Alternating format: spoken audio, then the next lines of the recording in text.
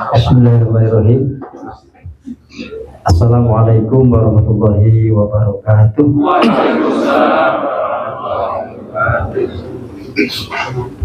Alhamdulillahilladzi qad wafaqa lil ilmi khairu khalqihi wa lituqa hatta nahat qulubuhum bi nahrihi fa min adhimi sa'ihi ila tahrihi. Fa ushribat ma'na dhamiri sani wa uribat ilhani bil alhani thumma salatu wa salamillahi ala nabi afsahil khalaiqi. Rabbi shrah li sadri wa yassir li amri wa hlul 'uqdatam min lisani yafqahu qawli wa saddid lisani wa hdi qalbi bi haqqi sayyidina Muhammadin sallallahu alaihi wasallam. Sahabat-sahabat sekalian, Ustaz Puji Hartono dan para ustadz lain, kalau disebutkan satu persatu bisa agak rampung karena komunitas ustadz ya, Kiai Isdat ya. Jadi yang saya hormati semuanya lah teman-teman sekalian, puji syukur kita panjatkan kehadirat Allah Subhanahu wa Ta'ala. Mudah-mudahan kita semuanya dijadikan orang-orang yang Allah ridho kepada kita, dan kita juga ridho Allah sebagai Tuhan kita. Raditu billahi robba, saya ridho Allah sebagai Tuhanku. Radiyallahu anhum wa radu an, Allah ridho kepada mereka, mereka pun juga ridho kepada Allah Subhanahu wa Ta'ala. Maka mudah-mudahan kita semuanya termasuk orang-orang yang diridhai Allah dan Allah ridho kepada kita semuanya. Yang kedua, sholawat dan salam semoga tercurah kepada baginda Rasulullah Muhammad Sallallahu Alaihi Wasallam. Mudah-mudahan nama kita sudah tercatat dalam buku besar umat Nabi Muhammad Sallallahu Alaihi Wasallam. Karena ada satu keistimewaan umat Nabi, kata Nabi, kullu ummati yadkhulunal jannata ila man abai. Seluruh umatku itu akan masuk surga kecuali yang tidak mau. Siapa itu orang yang tidak mau? Yaitu ya orang yang tidak mengikuti Nabi Shallallahu Alaihi Wasallam. Ahlul kitab termasuk orang yang tidak mau masuk surga. Maka umat Nabi Muhammad itu tinggal mau apa tidak? Mau masuk surga ya masuk surga. Syaratnya apa? Ya tadi ittiba kepada Nabi kita Nabi Muhammad Shallallahu Alaihi Wasallam. Mudah-mudahan kalau kita dipertemukan dengan Nabi Shallallahu Alaihi Wasallam dan juga Nabi kenal kepada kita, mengenal kita sebagai umatnya, dan mudah-mudahan kita mendapatkan syafaat dari beliau. Amin Allahumma amin. Sahabat sekalian yang dirahmati Allah, kalau kita suruh milih dulu di alam ruh atau di alam rahim, suruh milih, kira-kira kita mau milih yang baik-baik apa yang buruk-buruk? Baik, ya pasti milih. Kalau suruh milih pasti kita pengen lahir dari anak Raja Salman ya. Ya, pasti kita akan milih yang baik-baik lah. Pengen sugih, pengen dari keluarga terhormat, wong pinter, wong bagus, ya enggak? Meskipun kasunatannya ya melarat, elek, bodoh, ya. Tapi itu tadi, kita pernah hidup di alam ketidaksadaran. Tapi sudah ditetapkan oleh Allah. Ada 4 hal yang ditetapkan ketika kita di 120 hari oleh Allah Ta'ala. Ketika Allah sudah ngasih ruh, apa salah satunya adalah bikat birizki, wa ajali, wa sahidun, wa sakiyun. Itu sudah ketetapan Allah Subhanahu wa Ta'ala. Itu kita pernah mengalami alam ketidaksadaran, sehingga sekarang kita berada di alam dunia, alam nyata, alam sadar. Lalu kita juga akan masuk ke tempat, ke waktu yang nanti lebih sadar, alam akhirat. Lalu di alam sadar ini pertanyaannya, apakah kita betul-betul mempersiapkan nggak untuk kesadaran nanti yang kedua? Ternyata belum tentu, sahabat. Karena gini, ternyata orang itu belum tentu kalau tahu kematian itu besok, belum tentu dia itu taubat. Belum tentu loh. Andai ku tahu kapan tiba ajalku, ku akan memohon Tuhan tolong panjangkan umurku, kan dia. Ternyata orang ini ngerti mati kapan. Kok orang belum tentu dia berlaku baik. tapi malah mau jaluk ya Allah panjangan gitu. Ya, tangguhkan, itu manusia. Dan memang manusia tipikal takon, itu manusia itu tanya. Manusia itu maunya tanya terus. Bahkan dunia sudah tercabik-cabik, hancur, itu manusia masih tanya. Idza zulzilatil ardu zilzalaha wa akhrajatil ardu athqalaha. Ketika bumi telah diguncangkan seguncang-guncangnya, lalu bumi mengeluarkan isi perutnya, hancur-hancuran. Wa qolal insanu malha. Manusia ke takon iki opo to? Ono lho, iki takon. Itu kondisi tercapek-capek iki opo to? Manusia. Gempa iki opo? Itu Masya Allah, itu manusianya. Lah, nanti di akhirat begitu. Ya, maka nanti akan ada dialog orang itu nanti di akhirat dengan Allah Subhanahu wa taala. Ya. Nah, sahabat sekalian, lalu sekarang oleh Allah taala kita dikasih kehidupannya tadi. Orang itu belum tentu kalau kesadaran mati, kapan itu siap kematian belum tentu.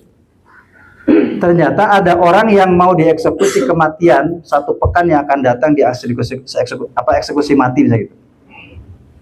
Itu kan ditawarkan. Silakan terakhir permintaan apa? Ada orang yang soleh minta didampingi oleh kiai, kan, oleh habib, mungkin orang agama lain minta didampingi oleh pendeta. Tapi ternyata tidak semua seperti itu. Ada juga pelaku-pelaku misalnya narkoba itu minta obat narkoba yang paling nomor 1, supaya nanti pas dieksekusi orang sadar ya. Masya Allah, ya enggak? Padahal dia tahu kapan mau mati. Maka jangan dikira kalau kita tahu kematian itu kita akan siap dengan kematian itu. Nah, sahabat sekalian, sekarang kita di alam sadar dan Allah Ta'ala menyodorkan bahwa Allah berulang-ulang mempromosikan kata Allah, wal akhiratu khairu wa abqa, wal akhiratu khairul laka min Allah. Ya, jadi orang itu belum tentu tahu kapan mati itu siap mati, memperhatikan betul-betul kematian belum tentu. Ya. Malah dia tadi minta tawar-menawar kepada Allah Subhanahu wa taala. Padahal Allah sudah ulang-ulang kata Allah, wal akhiratu khairul laka min Allah. Akhirat itu kata Allah lebih apik banget dunia. Wal akhiratu khairu wa abqa, akhirat itu lebih baik dan abadi daripada dunia. Kenikmatan dunia itu kan kenikmatan sesaat. Nah itu. Jadi jangan terjebak dunia ini. Kadang kita itu masalah sahabat sekalian, kita mempersiapkan dengan segala macam perangkap pengen kita itu nikmat dunia tercapai. Itu adalah kenikmatan yang semu. Maka kita di alam sadar ini untuk mempersiapkan di alam yang jauh lebih sadar adalah alam akhirat. Persiapannya kapan? Di sini. Di sini bukan tempat menetap, tapi di sini tempat kita meninggal. Nah, sahabat sekalian, yuk kita malam ini kita membaca ya supaya kita di sini tambah barokah. Kita membaca surat Toha. Surat Toha 125. Ini saya membawa 2 Quran, siapa yang membaca silahkan. 1 saya baca bahwa Quran tafsir Jalalain. Ini kitab gundul, siapa yang mau baca? Wah iso kang aku. Ya, yang kedua saya bawa Quran Braille. Siapa sing arep baca? Ya, karena sing saku ya. Karena sing saku Kang anu diangkat di kamu sini Kang. Di bawah sini. Di dampingin. Di kursi sini. Ini Kang Abdurrahman. Kita Kang Abdurrahman ini Kang Abdurrahman. Ini Kang Abdurrahman ini sering ngaji dengan saya tiap Senin. Di PMJ Minggiran. Ngaji rajin sekali. Rajin sekali baca Quran. Nyun sewu sahabat sekalian ya. Jadi nyun sewu. Ini Kang Abdurrahman ini luar biasa dianugerahi Allah Subhanahu wa taala, dihasil nikmat yang mungkin kita tidak dapat. Karena salah satu kenikmatan itu kadangkala kita itu mendapat melihat, dapat melirik, enggak. Ternyata ketika Allah Ta'ala tutup, ini adalah kenikmatan yang luar biasa. Karena dosa terbesar adalah melalui mata. Ya, ini Kang Kang Abdurrahman yang monggo nanti bacakan surat Toha itu surat keberapa Kang Abdurrahman? 20. Ya. Baca ayat 124 sekali. Alon-alon mawon. Ya, saya pelan-pelan saja. Ya, dibaca 124. Assalamualaikum warahmatullahi wabarakatuh. Waalaikumsalam warahmatullahi wabarakatuh. A'udzu billahi minasy syaithanir rajim. Bismillahirrahmanirrahim. Wa man a'rada 'an dzikri fa inna lahu ma'isyatan dhanka wa nahsyuruhu yaumal qiyamati a'ma. Ya, satu dulu ya. Bisa terjemahkan. Bismillahirrahmanirrahim. Wa man a'rada, barang siapa berpaling an dzikri, dari lari dari mengingatku. Jadi dalam bahasa nahwu itu ada an itu salah satu huruf jar, itu punya makna mujawazah, artinya lompat. Jadi artinya lari. Jadi an dzikri, lari dariku. Huruf jar itu ada 9, min, ila, an, ala, fi, ruba, kabla, itu ada 9, dan setiap satuan huruf itu punya makna tersendiri. An punya makna jawazah, artinya lari. Jadi waman a'rada, barang siapa berpaling an dzikri, lari dari mengingatku. Di sini dikatakan lari dari apa? Ayil Qur'ani falam yu'min bih. Artinya lari dari Al-Qur'an, dia tidak mengimani terhadap Al-Qur'an. Fa inna lahu, maka sesungguhnya bagi orang tersebut yang berpaling dari Al-Qur'an, ma'isyatan dunka, akan diberikan kehidupan yang rupek, yang sempit. Doyekun, artinya kehidupan yang sempit. Wa nahsuruhu, dan akan kami kumpulkan orang tersebut di hari yaumal qiyamati, pada hari kiamat, a'ma, dalam keadaan buta. Jadi kata Allah, barang siapa yang berpaling dari mengingatku, dari Al-Quran, tidak iman pada Al-Quran, baik sebagian maupun keseluruhan, kita tidak iman, maka orang tersebut di dunia Allah akan berikan dia kehidupan yang sempit. Jadi kalau kita maaf ya, kehidupan sempit, sering kehidupan sempit, barangkali kita jauh dari Allah, jauh dari Al-Quranul Karim. Nah, kesempitan dada atau kesempitan hati itu tidak selalu signifikan dengan materi yang apa kita mempunyai. Mungkin kita sering berpikir, itu orang-orang kafir hartanya banyak, kaya raya, dia nggak pernah baca Quran. Jadi belum tentu sahabat sekalian, orang yang dimaksudkan ayat ini, kesempitan kehidupan bukan berarti sedikitnya materi. Tapi orang yang disempitkan oleh Allah Subhanahu wa Ta'ala, ketika dia mungkin materi tercukupi, tetapi tidak ada dalam hatinya memiliki sifat qanaah, merasa kecukupan terhadap pemberian Allah Subhanahu wa Ta'ala, sehingga sempit terus. Karena sempit sehingga dia terus larut dalam pencapaian yang terus menerus, sehingga sampai tidak sadar untuk apa tujuan pencarian. Ya, coba ada orang yang sudah berpenghasilan sampai 1 bulan di atas 2-3 miliar. Pertanyaan saya, uang segitu untuk apa?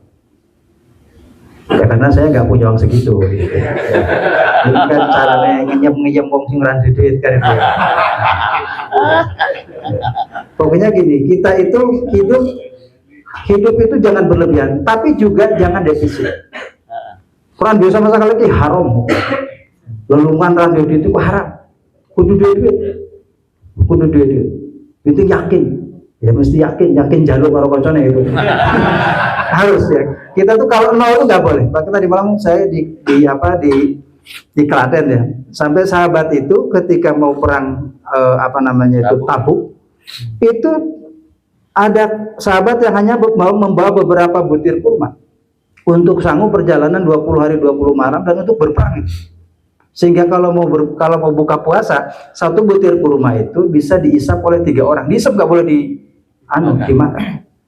Ya, tapi sahabat-sahabat pendek itu loh, kurang-kurang tahun kurma isih numpuk. Ya, kurma 1 diisap oleh 3 orang, kuda 1 dinaiki oleh 10 orang, masya Allah. Tapi tetap sahabat membawa, karena tadi tidak membawa sama sekali itu nggak boleh. Kita itu terlalu nol itu nggak boleh. Ya. Tapi kembali lagi sahabat sekalian, bahwa kata Allah Ta'ala, barang siapa yang lari dari Quran, dari Allah Subhanahu wa Ta'ala, Allah akan kasih kehidupan yang sempit.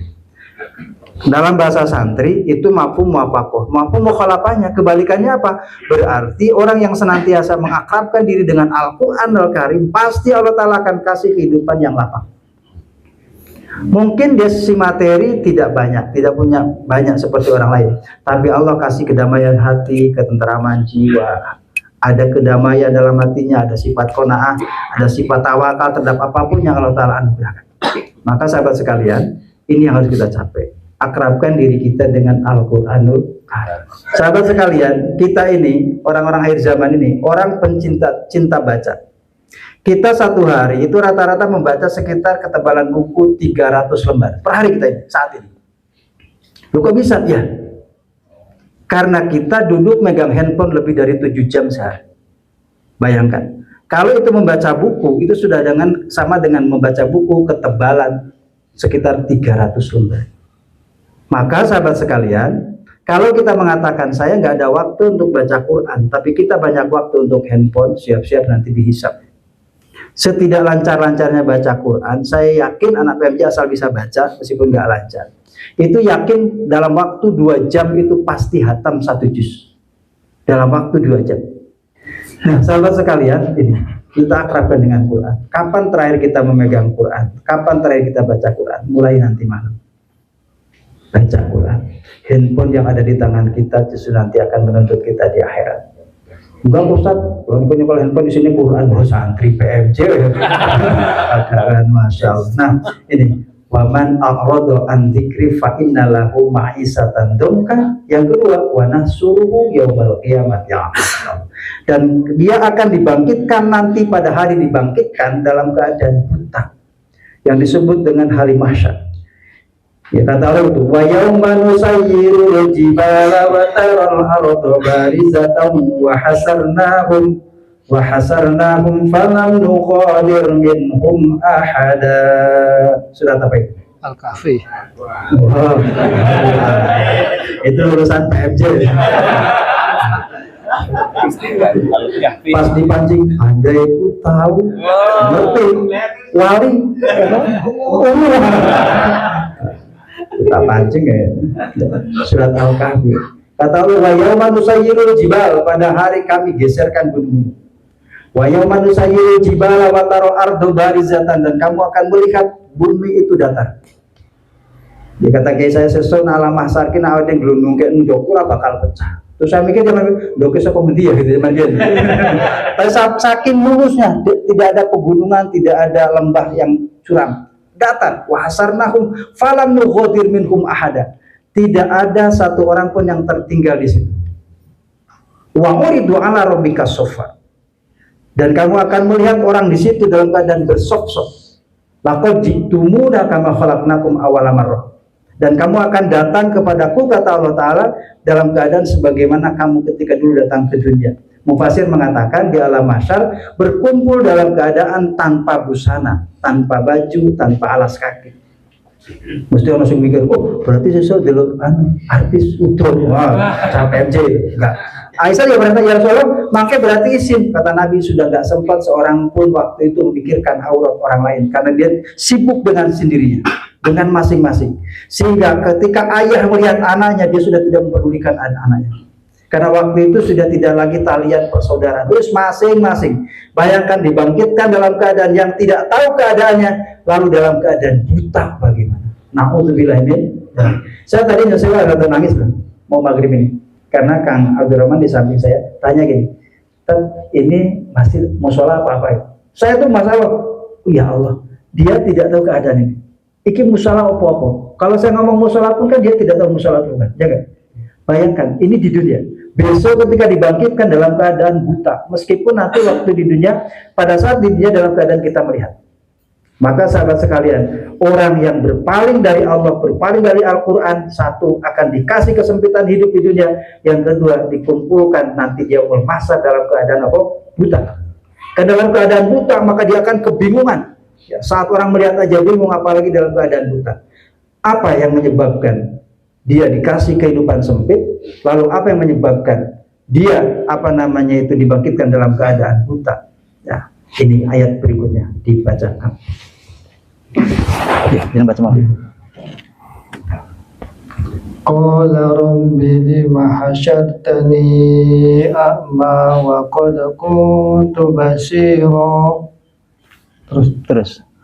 Qala kadzalika atatka ayatuna fanasitaha wa kadzalikal yawma tunsa. Insyaallah. Tahu artinya? Tidak tahu ya? Gue nangis banget. Saya bacakan artinya. Mana tadi? Qala, Allah berfirman, qala, maaf, orang yang berpaling tadi berkata, Robbi, wahai Tuhanku, lima hasyar tadi, wahai Tuhanku, kenapa engkau aku kumpulkan amma dalam keadaan buta? Ya Allah, wahai Tuhanku, kenapa aku dibangkitkan dalam keadaan buta? Itu manusia itu gitu, takon terus. Terus ngerti betul, ya Allah, kenapa saya dibutakan? Ya. Lima khosartani amma faqad kuntu basiro waqad kuntu, dan sungguh aku dulu waktu di dunia basiron, dalam keadaan melihat. Ya, jadi besok bisa kelakuan kebalik. Sekarang orang di dunia bisa melihat, tapi dia berpaling dari ayat Allah Subhanahu wa taala, nanti dibangkitkan di akhirat pada saat yang masa dalam keadaan buta. Tapi tidak selamanya, ketika nanti dia masuk ke dalam neraka, itu dikebangkitkan kembali, dibukakan kembali penglihatannya, sehingga dia akan melihat terbelalak dengan apa yang sedang dia hadapi. Maka sahabat sekalian, sesungguhnya kita hidup itu bodoh. Quran mengatakan gitu. Orang itu baru cerdas ketika syakaratul maut, cerdas baru ketika dia menghadapi kematian. Maka kata Allah, laqad kunta fi ghaflatin min hadza fakasabna anka ghita'aka fabasaruka yawmal hadid. Lakon kunta, sungguh kamu itu dalam keadaan lalai, dalam keadaan bodoh. Fi ghaflatin min hadza, kamu lupa tentang ini kematian. Fakashafna angka gitu aka, maka aku bukakan tutup penglihatanmu yang dulu di dunia kita nggak melihat janji-janji Allah Subhanahu wa taala. Fakashafna angka gitu aka, lalu aku bukakan tutup penglihatanmu, penglihatan mata zahirmu, penglihatan mata batinmu. Fabasarukal yaumal hadid, maka hari ini kamu bisa melihat dengan jelas janji-janji Allah Subhanahu wa taala. Kemudian sahabat sekalian, Allah mengatakan kalla saufata lamun. Sekali-kali pasti kamu besok akan tahu. Summa kalla saufata lamun. Ya, jadi sekarang kita dianggap tidak tahu, nanti ketika sadar, ketika kita tahu, ketika kita sudah dibangkitkan. Maka ketika orang itu dibangkitkan dalam keadaan buta, dia tanya sama Allah, qala rabbi lima khosartani a'ma faqad kuntu basira. Wahai Tuhanku, kenapa engkau aku bangkitkan dalam keadaan buta pada dulu aku melihat? Kata Allah apa? Atatska ayatuna panasitaha wa kadzalikal yauma tunsa. Dulu pernah datang kepadamu ayatku, kau lalaikan, maka hari ini kamu aku cuekin. Maka sahabat sekalian, supaya kita nanti di akhirat tidak dicuekin Allah, akrabkan kita dengan Al-Quranul Karim. Salah satu perbuatan kita membacanya, lalu mengamalkan isi-isi Al-Quran. Mudah-mudahan Kang Abdul Rahman ini bisa menginspirasi kita semuanya. Orang yang punya keterbatasan juga bisa baca Quran. Mestinya kita yang bisa melihat lebih rajin, lebih istiqomah untuk akrab dengan Al-Quran. Kelihatan mudah-mudahan manfaatnya. Matur Kang Muhammad, semoga Allah Ta'ala berikan dengan kesehatan. Assalamualaikum warahmatullahi wabarakatuh. Waalaikumsalam.